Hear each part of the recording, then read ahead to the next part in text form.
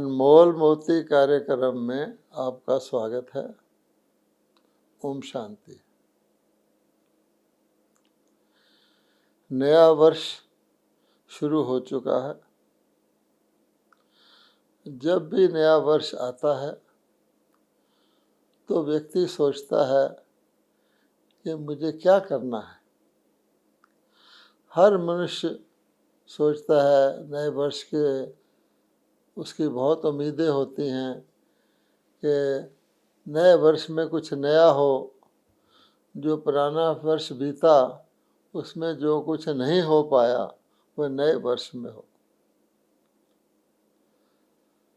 हम ब्रह्मा कुमारी में तो हर नए वर्ष को नए जीवन का आरंभ गिनते हैं, और बल्कि नए जीवन के साथ साथ नए युग का शीघ्र ही आने वाले नए युग का भी एक अंग मानते हैं कि नए वर्ष में कुछ नया करेंगे तो नए युग में हम नए होकर जाएंगे। इसलिए जब भी नया वर्ष आता है तो हमें क्या करना चाहिए? पहली बात यह है कि हम मनन करें, सोचें कि जो हमारा लक्ष्य है, जो हमारा ऊंचा उद्देश्य है, हमारा ऊंचा उद्देश्य क्या है? आत्मा को संपन्न और संपूर्ण बनाना। तो जो हमारे ऊंचे उद्देश्य में बाधाएं हैं, हमको पता रहता है, इस कारण से मैं अपने उद्देश्य की प्राप्ति नहीं कर पा रहा हूँ। चाहता तो हूँ, लेकिन बीच में कुछ आलस्य आ जाता है। सोचते हैं कर लेंगे, कल कर लेंगे। कुछ बाधाएं आ जाती हैं, शारीरिक बाधाएं आ जाती हैं, प्राकृतिक बाधाएं आ जाती हैं, कई प्रकार की। तो हम अच्छी तरह से दृढ़ संकल्प करें कि जो भी बाधाएं, हर एक को पता होता है कि मेरी क्या कमज़ोरियां हैं, किनके कारण से मैं जो चाहता हूँ वो नहीं कर पाता हूँ। उन बाधाओं को हम अच्छी तरह सोच करके दृढ़ संकल्प के लिए सदा के लिए विदाई दे दें। ये सोचें कि हमारा नया जीवन शुरू होना है। तो नया वर्ष अर्थात बिल्कुल नया जीवन। तो पुराने की तरफ पीठ, नए की तरफ मुँह। अब हमें तो बाबा ने ज्ञान दिया हुआ है, तो ज्ञान के अनुसार जैसे पुराने वर्ष और नए वर्ष के बीच का टाइम होता है, जिसको हम रात के 12 बजे कहते हैं, जैसे नए दिन का प्रारंभ भी रात के 12 बजे होता है, इसी प्रकार से इस सारे सृष्टि चक्र का भी एक संधि काल होता है, जिसको हम संगम युग कहते हैं। और नई दुनिया के आने और पुरानी दुनिया के ख़त्म होने का जो संधि काल है, जिसको शास्त्रों में कल्याणकारी पुरुषोत्तम संगम युग का नाम दिया है, संधि युग का नाम दिया है, उसका बहुत महत्व है। तो हमें इस समय नए वर्ष के समय नए युग के महत्व को बहुत अच्छी तरह समझना है, क्योंकि नव युग के लिए कलयुग तो अंत होना ही है, उसके आसार दिखाई दे रहे हैं, लेकिन नव युग के लिए हमें इस संगम युग के महत्व को जानना है, क्योंकि इसमें ही हम पुराना सब कुछ समाप्त करेंगे, उसको ख़त्म करेंगे, और नया सब कुछ आगे के लिए जो हमें चाहिए उसको हम संगम पारी धारण करेंगे। ऐसे नहीं है कि हम सतयुग में जाकर सतयुगी देवताओं के गुण धारण करेंगे, बल्कि सतयुगी देवताओं के गुण वर्तमान इस संगम युग में धारण करके हम जाके देवी देवताओं का पद सतयुग में प्राप्त करेंगे। अब भगवान ने हमें बताया है कि कितनी बड़ी प्रारब्ध है। परमात्मा द्वारा जो संगम पर आकर के हम आत्माओं का परिवर्तन किया जाता है, जिसका वर्णन गीता में है, उसकी कितनी बड़ी प्रारब्ध है। अर्थात सतयुग और त्रेता युग, दो युग। शास्त्रों में तो पता नहीं क्या क्या लिख दिया है, कितनी कितनी उनकी आयु लिख दी है, लेकिन भगवान ने बताया है कि इस 5000 वर्ष के चक्कर में दो युग, सतयुग और त्रेता, बराबर बराबर 1250 वर्ष और 1250 वर्ष के होते हैं। यानी 2500 वर्ष सतयुग में सूर्यवंशी देवी देवताओं का राजघराना चलता है, त्रेता में चंद्रवंशी देवी देवताओं का राजघराना चलता है। अर्थात 2500 वर्ष की देवी देवता पद की प्राप्ति हमें केवल और केवल वर्तमान छोटे से संगम युग पर होती है। और उस छोटे से संगम युग में भी पता नहीं मैं व्यक्तिगत, कोई भी आत्मा व्यक्तिगत कब शरीर छोड़ दे और उसका संगम युग पूरा हो जाए। इतने छोटे संगम युग का कितना महत्व है कि इतनी थोड़ी सी समय में परमात्मा हमको इतनी बेहद की प्राप्ति कराते हैं। ऐसी जैसे किसी की लॉटरी तो साधारण चीज़ है, 21 पीढ़ी का भाग्य खुल जाए, तो उसके लिए भगवान कहते हैं कि संगम युग का इतना महत्व है कि हमारा एक एक संकल्प एक एक सेकंड सफल हो। यानी जिस कार्य के लिए हम भगवान ने हमें मौका दिया है मनुष्य से देवता बनने का, तो उसमें हम सफल हों, विजयी हों, हम विन हो कर ले, तो इतना शानदार मौका। तो इस संगम युग के महत्व को हम जितना समझेंगे, जितना उसका प्रयोग करेंगे, उतना ही हम मौका होते हुए भी सौभाग्यशाली बन पाएंगे। अब आप देखेंगे कि एक एक संकल्प, एक एक सेकंड को सफल करना है। परंतु बहुत सारे बाबा भगवान के बच्चे जब इस मार्ग पे चलते हैं तो वो कोशिश करते हैं, लेकिन वो देखते हैं कि हमें पूरी सफलता नहीं हो रही है। इसलिए सफलता ना होने के कारण भी निराशा आती है। उस सफलता ना होने के कारण भी आलस्य आता है।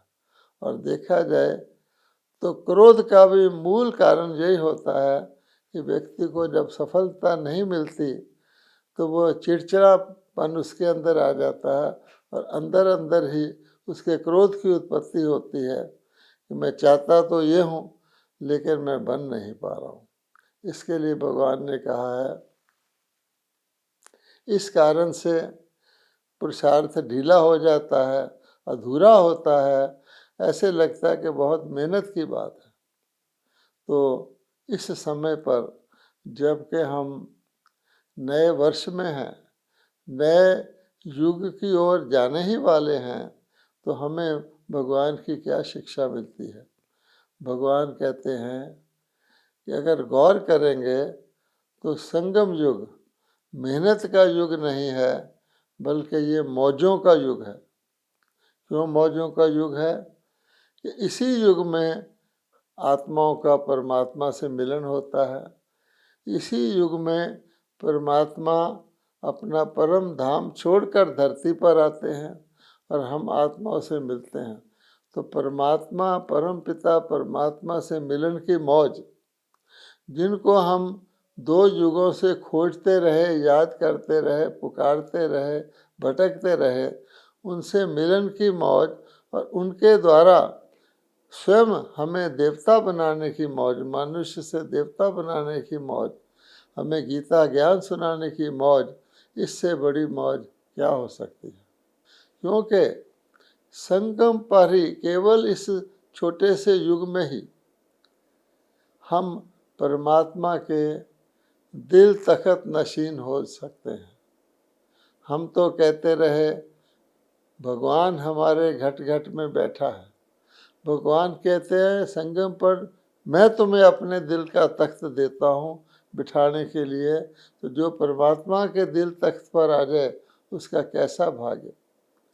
फिर भगवान कहते हैं मैं इस संगम पर ही तुम्हें स्वराज्य अधिकारी बनाता हूँ, यानी अपने ऊपर इंद्रियों पर राज्य करने का, अपने संकल्पों पर राज्य करने का, विजयी बनने का, मन जीत बनने का, जिसके लिए कहा गया है मन जीत जगत जीत, वो सारा कार्य मैं कराता हूँ। और अगर हम मोटे रूप से विचार करें तो भगवान जब धरती पर आते हैं तो मनुष्य आत्माओं के लिए क्या, जिसको हम कहते हैं गिफ्ट लाते हैं। आप देखेंगे कि क्रिश्चियन लोग नए साल से कुछ समय पहले एक क्रिसमस ट्री बनाते हैं और क्रिसमस ट्री को खड़ा करते हैं और उसके अंदर वो सितारे और गिफ्ट टांग देते हैं बच्चों के लिए। और फिर एक सांता क्लॉज होता है, वो चिमनी में से आता है और बच्चों को गिफ्ट बांटता है।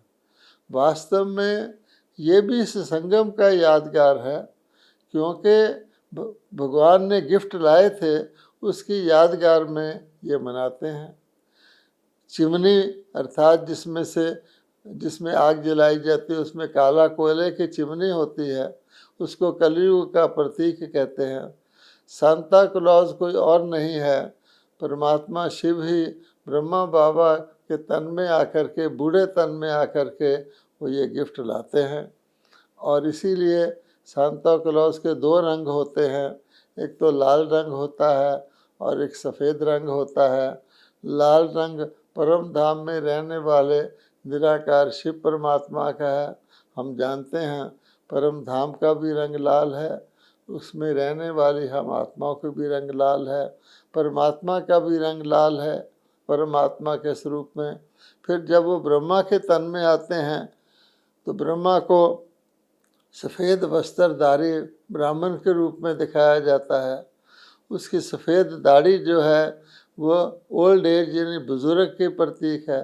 परंतु ये गिफ्ट क्या है? तो भगवान कहते हैं ये उस चीज़ का यादगार है जो परमात्मा अपने बच्चों के लिए गिफ्ट लाते हैं। दूर से कभी कोई पिता विदेश से अपने घर वापस आता है तो बच्चों के लिए गिफ्ट लाता है।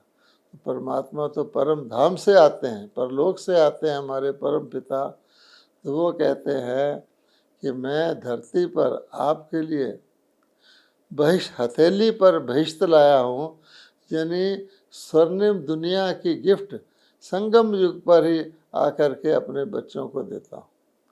और स्वर्णिम दुनिया अर्थात पूरे स्वर्ग सतयुग और त्रेता की गिफ्ट से बड़ी गिफ्ट और कोई होती ही नहीं है।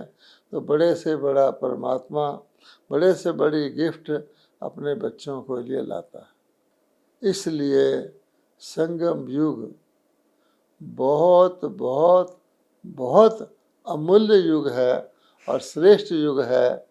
क्योंकि अमूल्य इसलिए कि थोड़े से समय में कितनी बड़ी प्रारब्ध, और वो भी सतयुगी बहिश्त की। और श्रेष्ठ इसलिए कि प्रारब्ध श्रेष्ठ है। श्रेष्ठ से श्रेष्ठ गिफ्ट क्या होता है कि मानव श्रेष्ठ बन जाए, अर्थात देवता बन जाए, नर श्री नारायण बन जाए, नारी श्री लक्ष्मी बन जाए। अब भगवान कहते हैं कि इतने अमूल्य समय में इतना श्रेष्ठ गिफ्ट प्राप्त करने के लिए, उसके लिए हमें कोई मुश्किल मार्ग से तो ये हो ही नहीं सकता, मौजों के मार्ग से हो सकता है। इसकी सफलता पाने के लिए, इसको विन करने के लिए भगवान कहते हैं कि क्या करना पड़ता है कि हिम्मत तो रखनी पड़ती है। कहा जाता है हिम्मत मर्दा मदद खुदा, God helps those who help themselves, God is on the side of the courageous. लेकिन हिम्मत के साथ साथ भगवान कहते हैं अपने पुरुषार्थ में, इसकी प्राप्ति में जो हम लगे हुए हैं उसमें हमें रमणीकता लानी पड़ेगी, उसमें बहुत रोचक उसको बनाना पड़ेगा और उसको एक मौजों का पुरुषार्थ करना पड़ेगा, इसलिए करना होगा। इसलिए भगवान कहते हैं इस युग को आपने मौजों के युग के रूप में मनाना है। अब इसकी बहुत आसान और भिन्न भिन्न विधियां स्वयं परमात्मा बताते हैं। जैसे एक टीचर होता है, अपने स्टूडेंट को बड़ी बड़ी प्रॉब्लम सॉल्व करने के तरीके बताता है। परमात्मा तो परम सतगुरु है। तो परमात्मा कहते हैं कि साधु लोग तो तुम्हें अनेक प्रकार के मंत्र देते आए, लेकिन मैं तुमको जो शब्द तुम रोज सबसे ज़्यादा प्रयोग करते हो उसके ही अर्थ को बदलने को कहता हूँ। देखिए कितना आसान विधि है। भगवान कहते हैं तुम मेरा शब्द दिन में कितनी बार प्रयोग करते हो, ये शब्द तुम्हारे मुंह पर चढ़ा हुआ है। बस इस मेरा शब्द को थोड़ा सा परिवर्तन करना है। मेरा बाबा कहना है, मेरा परमात्मा कहना है, परमात्मा ही मेरा संसार है। तो आप देखेंगे आप नई दुनिया में पहुंच जाएंगे। तो मेरे शब्द को चेंज करना है। शरीर का मेरा, इस दुनिया का मेरा, विनाशी चीज़ों का मेरा को छोड़कर मेरा परमात्मा। तो मेरा परमात्मा दिल में आ जाएगा तो आपकी स्मृति सदाकालीन हो जाएगी अभ्यास करने से। इसके भगवान कहते हैं ये तो एक बात हुई।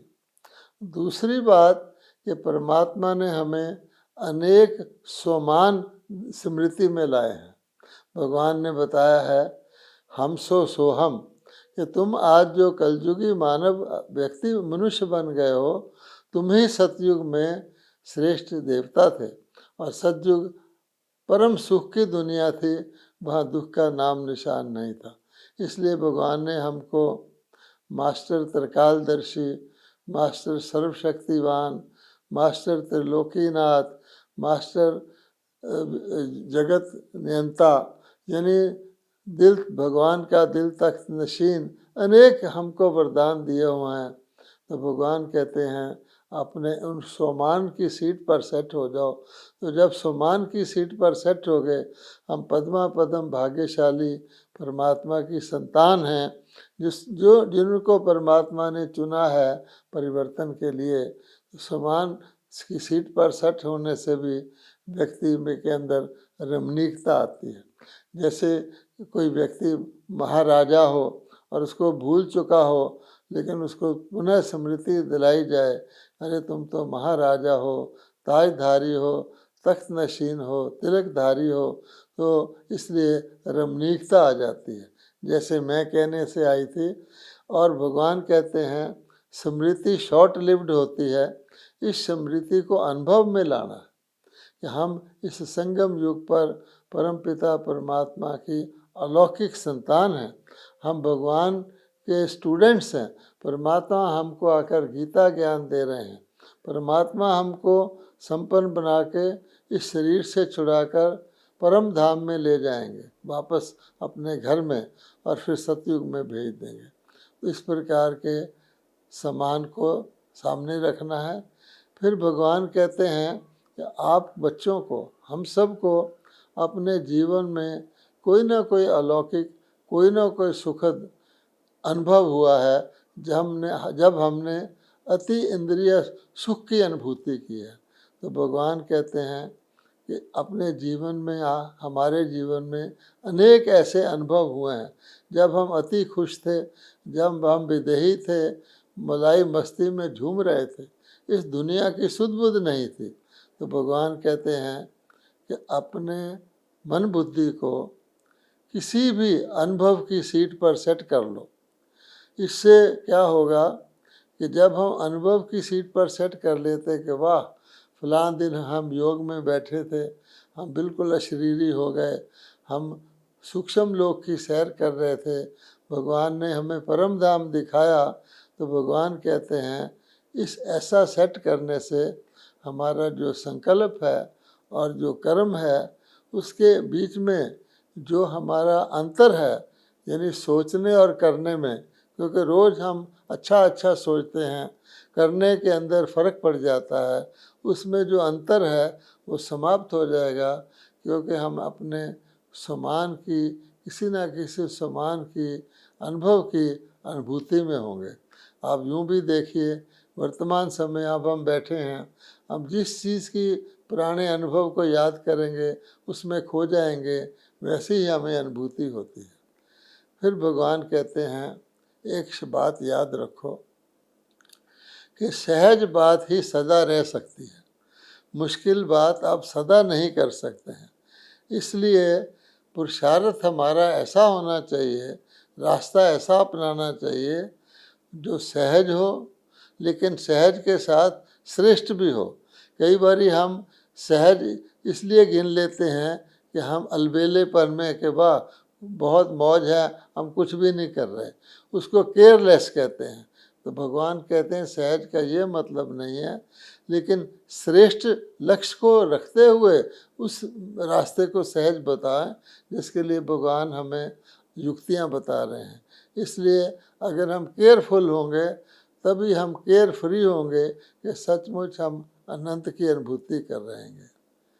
भगवान कहते हैं कि एक और विधि है कि मैंने आपको जो अनेक सूक्ष्म खजानों की प्राप्ति कराई है उनको प्रयोग में लाओ, उनको बांटो, उनको सफल करो। और इसके लिए सबसे बड़ा खजाना अगर हम देखेंगे तो हमारे संकल्प का खजाना है। हम संकल्प संकल्प संकल्प करते ही रहते हैं।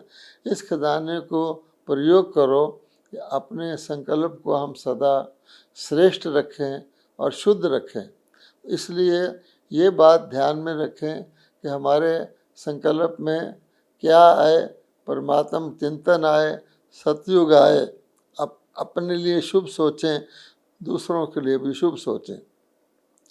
फिर भगवान कहते हैं एक और विधि बताते हैं कि आप कोई भी कार्य करो, मान लो हम कुछ भी कर रहे हैं तो उस समय ऐसा सोचो कि मेरा कोई ना कोई खजाना सफल हो जाए। आप देखिए, यानी हम मान लो हम बैठे हैं, अब हमें कुछ काम करना है, लेकिन उसके लिए अभी कोई दूसरे व्यक्ति आया नहीं जिससे मुझे मिलना है, तो मैं अपने धैर्यता की शक्ति को बढ़ा सकता हूँ कि कोई बात नहीं, वो व्यक्ति लेट हो रहा है, मैं इस वक्त मेरे को टाइम मिला है, मैं परमात्मा की याद करके शक्ति ले सकता हूँ। इस प्रकार से कोई ना कोई खजाना अपने आप भी हम सफल कर सकते हैं और उस सफलता की वो अपनी अनुभूति में लाएं, यानी याद रखें। तो भगवान कहते हैं कि अगर आप ये विधि अपनाओगे और मन में रखोगे, अगर मैं अपने एक एक श्वास को सफल करूँगा तो मुझे इसके फलस्वरूप सतयुग में पूरी आयु मिलेगी और निरोगी काया मिलेगी 21 जन्मों के लिए। इसीलिए भगवान कहते हैं कि ये ध्यान रखना है। और इसी प्रकार से अगर मैं ज्ञान के खजाने को सफल करूँगा, अर्थात हर वक्त ज्ञान मंथन करता रहूँगा, ज्ञानी तो आत्मा का जीवन जीऊँगा, तो फिर क्या होगा कि मैं 21 जन्म के लिए समझदार रहूँगा। देवता कितने समझदार होते हैं, उनको अकल यूज़ करने की ज़रूरत नहीं पड़ती। जैसे एक सफल थानेदार को कभी पिस्टल यूज़ करने की ज़रूरत नहीं पड़ती, उनकी बुद्धि फुल रहती है। इसका प्रूफ ये है, हर चीज़ ऑटोमेटिक उनकी बुद्धि निर्णय करती जाती है। सतयुग में इसीलिए देवी देवता महाराजन महारानी के कोई मंत्री नहीं होते, एडवाइज़र नहीं होते, क्योंकि बुद्धि की बिल्कुल फुल होती है। भोले कहलाते हैं, लेकिन उनको भाव ये है कि उनको बुद्धि का प्रयोग ही नहीं करना पड़ता, इतनी सालम बुद्धि होती है, ऑटोमेटिक काम करती है। इस प्रकार से हम अगर सहज विधियां अपनाएंगे तो हमारा नया वर्ष जो है उसमें हम अपने एक एक संकल्प को, एक एक सेकंड को सफल करेंगे, खुशी भी प्राप्त होगी और खुशी व्यक्ति को आगे बढ़ाती है। ओम शांति।